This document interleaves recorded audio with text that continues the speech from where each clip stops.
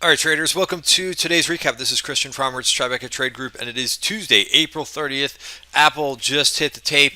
We'll go over all the major names that reported earnings because there's a lot of them.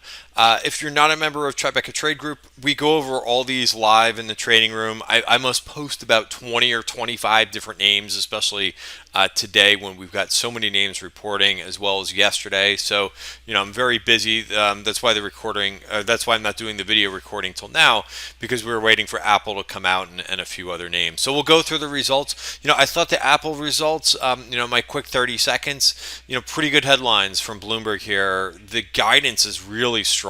I mean, look at this number, 52 and a half to 54. By the way, they're no longer, which I think was pretty clever of them, biting the bullet and basically saying that they're no longer going to report the numbers for iPhone sales, the exact number. What they're doing is they're reporting the revenue, but they're not reporting, which is beat estimates. Although I think from last year that number is down. The other headline that I saw, but I think pretty smart of them to not break these numbers out. I think so many companies have shot themselves in the foot by being so incremental in what they're reporting from quarter to quarter. I think it's a really smart move by them not to break that out. So you got Apple. You got Apple up to 210. Is that where is that on the chart, on the overall chart? And then we'll go over some other names.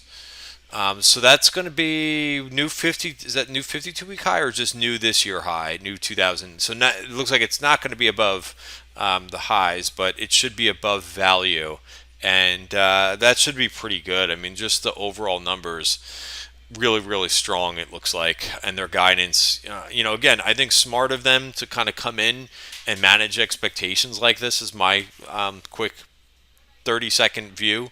I was saying this earlier. I think it's so difficult for these companies to manage like quarter to quarter. Coming in with these beating these analyst estimates. Yeah, I mean these companies are supposed to look a couple years out. And really put a plan together.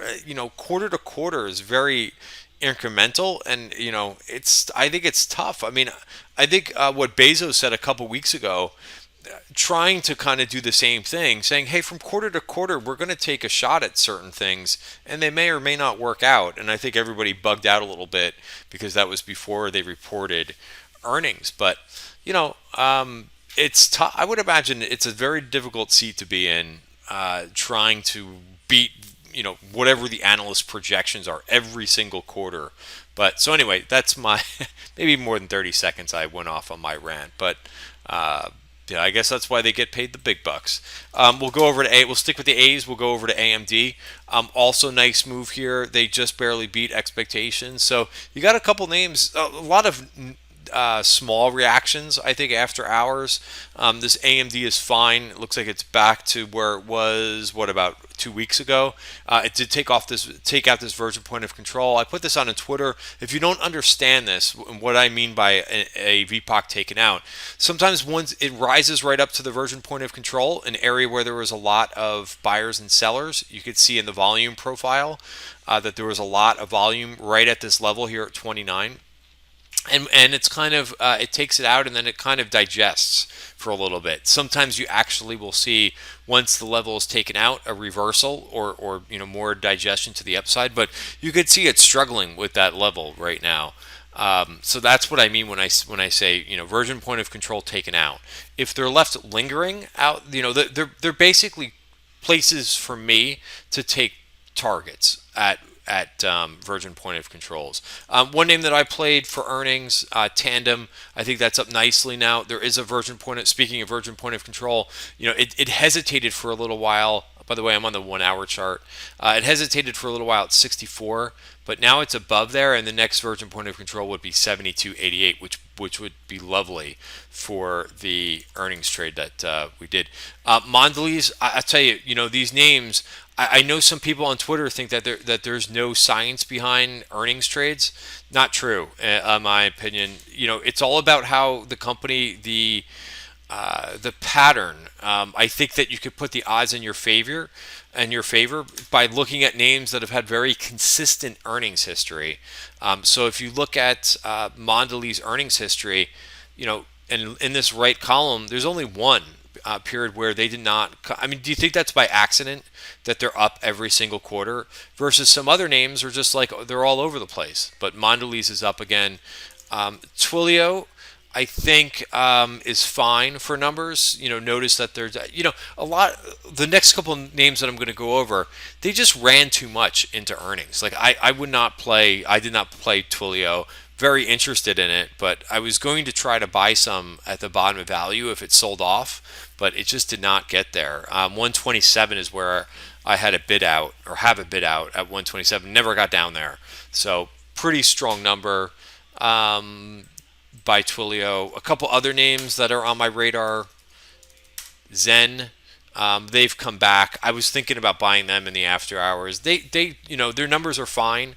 They didn't hit the ball out of the park, but initial reaction was lower. Amgen reported some names that again they just don't move that much. Amgen is flat. They put up good numbers, but it just looking. So here's the history in Amgen. They just don't move. And the other comment that I see a lot on the Twitter sphere is, oh, you can't play earnings. It's vol crush. It's big premiums. Well, you have to design your trades for that effect, right? Like for instance, I don't really go long straight up calls or puts because of the vol crush, but you could do a call spread. You could do a put spread. You could also sell premium, right? If you're bullish on a name, you sell a put spread. So these are all things I think it's very the comments that I see on Twitter, as always, a lot of them are very incorrect and they just don't know. And these are the things that we go over in the Tribeca trade room. So for example, for tandem, I'm not outright long calls. I'm outright long a call spread, and I'm looking at the measured move, the implied move, and the measured move of what the market makers are implying and where I think the stock can get up to. So for this one, I am long the 64.69 call spread. So I need that to kind of keep going in this direction, and we'll see where that goes. So again, never for me for the most part, unless the implied volatility is under 5% or under 4%, it's always a call spread or a put spread, right? Because when you sell a call too, that negates that that volatility crush. All right, so one last look at Apple. I'll talk a little bit about what we did today. Just again, I think great numbers for Apple. We're really excited. I did not play Apple, by the way, for earnings. I kind of sat on the bench with this one, just like I did with Google yesterday. But this looks strong. So April's over with now. So I'll give my little month-end speech. May is a completely new month, so hopefully, if you're a member of Tribeca Trade Group, you had a great month. My P&L is at 2019 highs. I'll release those numbers tomorrow. E-Trade takes 1 day to kind of spit out the official numbers, so I'll release that number on Twitter tomorrow, as well as in the trading room, as well as what I'm up year to date, which is around. It's going to be close to 70%, 70. So really nice quarter. I'm very, very excited the way that the month ended. Tomorrow, so a couple of trades that we did. We did some day trading today. Just a quick remark about the market. Again, with the stuff on Twitter, people really getting negative about Google. This market needs to come in every once in a while. I just don't understand people's thoughts. It's better, I think, if we come in. I'm surprised even, just down 0.75%. But this RSI, the relative strength index, was super overbought, for the last couple days. So, it just needs to, in my opinion, which was a great question that we talked about pre-market. They're like, well, what do you want to see happen? I'm like, just as long as this RSI gets off, 75. And it could stay overbought for a while. That's fine, but you just don't want to see it like a blow off top. And if the market just keeps going up in a straight line, the harder it could, the faster it could come down. So it needs to breathe a little bit. And I think, having a couple names like Google come out and miss a little bit to bring the market in for a day, I think is really healthy. I just don't think that people are grasping the more than a 1 day view. But I think it's very healthy for the market to come in a little bit. Even for tomorrow, I think it's prudent to have a little bit less risk. I don't think they're expecting anything for the Fed meeting. That always makes me makes my contrarian head spin. There's a press conference now for every one of these Fed meetings, so they're not implying anything to happen or not expecting anything. If we look at Fed fund futures, but that could be, he could say a couple sentences tomorrow, and the market could do a knee jerk reaction. So make sure that you've got maybe a little bit of a hedge on, or you've taken some profits. Again, there's no hike probability whatsoever, zero point 0.0. So who knows what they're going to say in the Fed meetings. I liked what I just overheard a comment on Bloomberg, which I agree with. There's not much edge, I think, to going into a Fed day super long. It just isn't a day that really, I mean, what else are you going to, for tomorrow, what else are you expecting? Are you, considering how much we've been up in a straight line, are you really expecting us to continue to go up tomorrow on a Fed day? So if it happens, awesome, right? But you got to be prepared and you got to think things out a little bit. So I will be trying to reduce a little bit of risk. I'm still seeing a lot of great setups. Like I added Palo Alto today. This was a name that we had in the newsletter. ZS I took, and also taking targets. ZS I took a target yesterday, and I was able to add it back this morning. So if you do that, right, especially with options, again, options are completely different than stocks. Stocks, I think, you could just basically, I don't want to say set it and forget it, but they're not as volatile, right? If you've got options on some point within the next 3 months of maturity, they're going to move around. The market goes down 1%. Those positions are going to drastically impact your P&L if you're long. So just keep that in mind. But yeah, here's where we added right on the 5-minute VPOC. So again, great place to take targets. Also great places to add to your positions once these things are taken out. And there's a couple other of these on the 5-minute bar that levels got taken out, and a couple of people added. XLU actually blew past this. XLU just kept on going. So real strong day. I'll tell you, I went long utilities last week. I took the trade off, but what is this, almost back to 52-week highs?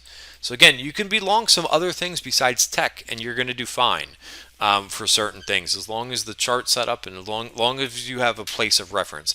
Again, video for information purposes only. Not giving out any advice or recommendations. Here's some of the trades that we took. I'm always very transparent with all the trades. I got into Amazon on right around the open, which didn't work. I didn't do anything with it. I should have probably added to it, but hindsight 2020. Got out of a little bit of OLED. That was just a small shot that I took yesterday. So here's the add back of ZS. I played DE was one. That was the name that we saw, Virgin Point of Control on the 5 minutes. So they're really good for either day trading or swing trading, depending on what time frame that you're looking at. But there was the one for Deere. And I actually waited a little bit. It bounced. I missed the initial bounce on the VPOC, and I actually caught it once it went back to here and played Deere. Xilinx also, we talked about that Virgin Point of Control. Everybody getting so negative. By the way, in case you missed it, Xilinx actually upped their estimates for next quarter. They beat and they raised. Everybody overreacting to their numbers. But again, this is what happens when a name really, really runs into a report. I thought Jim Cramer did a great job. If you didn't see that last night, he was talking about sometimes what happens. He was giving Google an example. What happens sometimes when names run into their earnings report. So this was a Virgin Point of Control taken out here. I'm still long some Xilinx from getting long on that big red candle day. So nice move there. Also, our Berkshire trade, BRKB. What do you think their top holding is? It's Apple. So I'm still holding my Berkshire, so that's up also nice in the after hours. A couple other things. I mentioned I got long some Palo Alto. CDNS was kind of forced a target in that today, just to make sure, again, with the option trades, you got to make sure that you take some off the table. Half the time, if you get a little bit of a sell-off, you can get right back in, sometimes for cheaper. Again, my opinion. And that's it. That is it for today's recap. Thanks so much. Again, we provide a lot of value to members. I'm always happy to do it, providing all the color for earnings, the pre-market commentary, and so forth, as well as the trades. And I'm very excited to to be up to as much as I am year to date, and look forward to May. Oh, this was the one thing for May, right? Brand new month. Regardless, I've had an exceptional year, but you start the month completely fresh, and you have to think about it as 1 month at a time. 1 month at a time. It's my Bill Belichick analogy, where he thinks about one game at a time, and not jumping ahead till the end of the year and thinking about playoffs. So you have to think about that for May, right? Think about it as a whole new month and try to win the month of May. I'll leave it there. Have a great night, everybody. See you tomorrow.